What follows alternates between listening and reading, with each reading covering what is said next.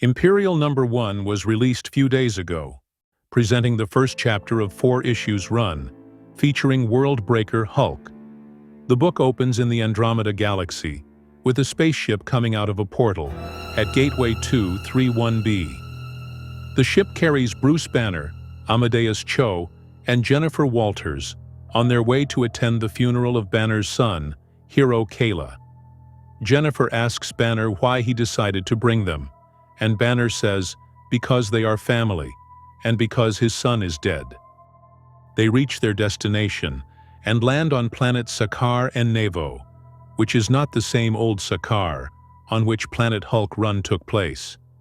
Like its predecessor, Sakaar and Nevo is a war planet and an arena of death, where only the strong survive. Banner hulks out, while Amadeus changes to Brawn, and Jennifer to She-Hulk.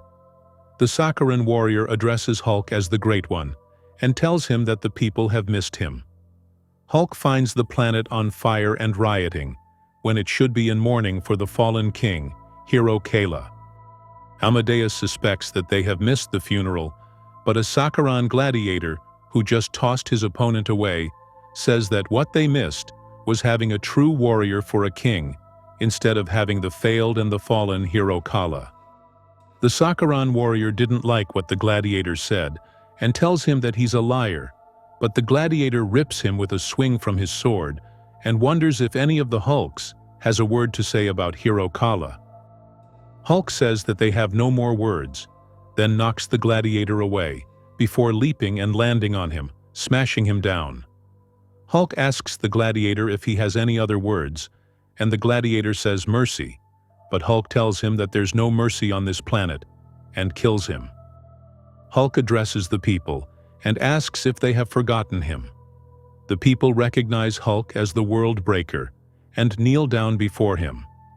Hulk asks an inhabitant why the peace of Hero Kala's passing is breached, and the warrior, who surprisingly survived the fatal blow, explains that the forensic team discovered that Hero Kala didn't die from natural causes.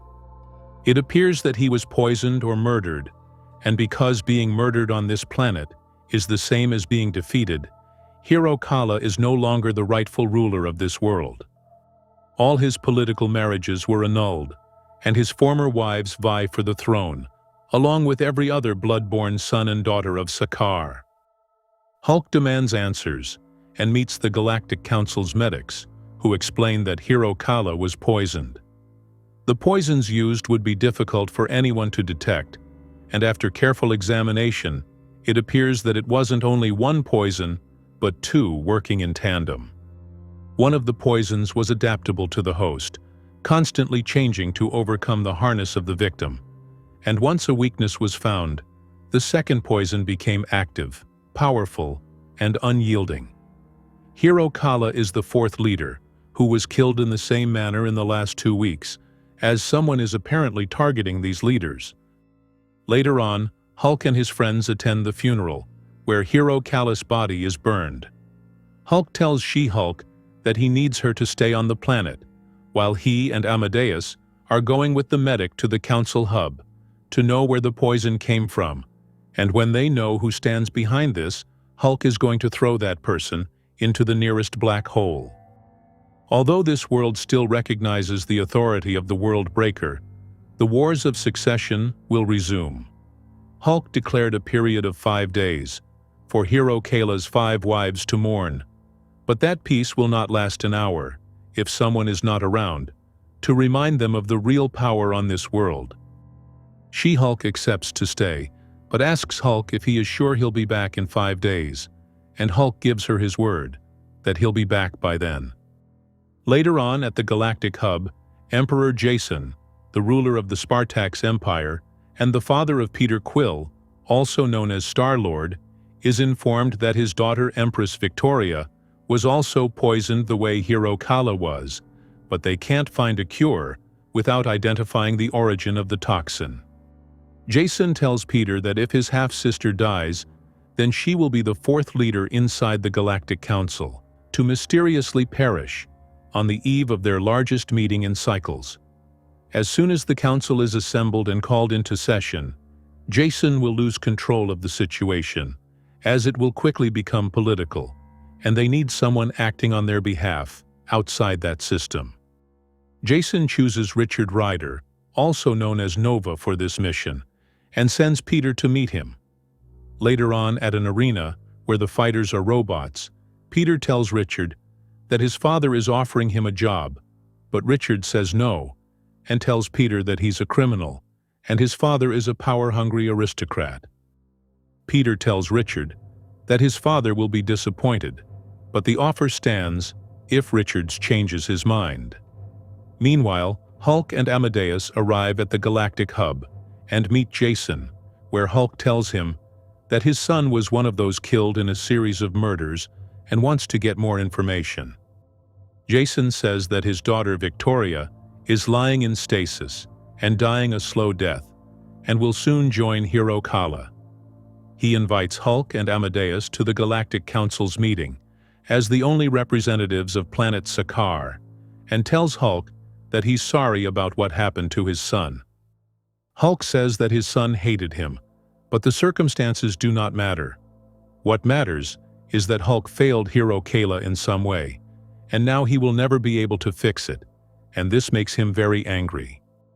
Later on, the medic informs Jason that his daughter can't be saved, and that she will die by the same poisons as the rest, but now they know exactly who made this poison. Jason meets with the attendants at the Galactic Council, and regrets that this meeting will not be about trades and treaties, but about a murder committed by one of the attendants in the hall, which gathers representatives of the Shi'ar Empire, the Kree, the Skrull, and the Chameleons, among others.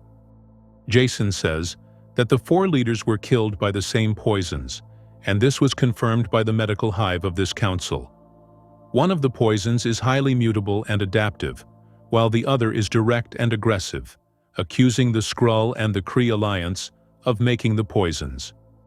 A Kree scientist, however, says that the Kree-Skrull Ministry of Science was indeed contracted to create a compound toxin, and they did that, but they didn't use it. They delivered it to other parties of the council. But before revealing any more information, the scientist is shot and killed, along with other attendants, including Emperor Jason himself. Amadeus says that the assassin is using gravity rounds, and that he is firing from a hidden location, but finally manages to locate him. Hulk confronts the sniper, who is revealed to be Wakandan. The assassin doesn't want to be captured, and detonates a bomb that destroys the meeting room, where the attendants are gathered. The destruction causes the attendants to be sucked into space, while Hulk wants to capture the assassin who tries to escape, but Oracle from the Shi'ar Empire tells him that the stargates are already being locked down, so the assassin won't get out of the system, urging him to save the victims instead. Later on, Peter takes his father's ring, vowing to fill in his place, when Richard Rider arrives and tells Peter that he heard what happened and would like to help. Peter asks Richard if he will help him catch the culprits, and Richard says that he can do this. An hour later, Ronan the Accuser gathers the representatives of the intergalactic empires and informs them that the assassin is an agent from the Wakanda Empire, and that the bullets they took from the bodies are made of vibranium. The murders will not pass unanswered, and there will be war, as declared by the World Breaker. This run takes place in the 616 reality, but I'm not sure whether this happens before or after the current Hulk's run. Banner's hair is long in this book, and looks similar to his hair as the Fractured Sun, but this Hulk's persona is the articulate World Breaker, and not the brutal Fractured Sun. Anyway, I hope this run will live up to our expectations and will present major changes in the Marvel Universe, as stated by writer Jonathan Hickman. Hope you liked the video. Don't forget to subscribe, share, and like.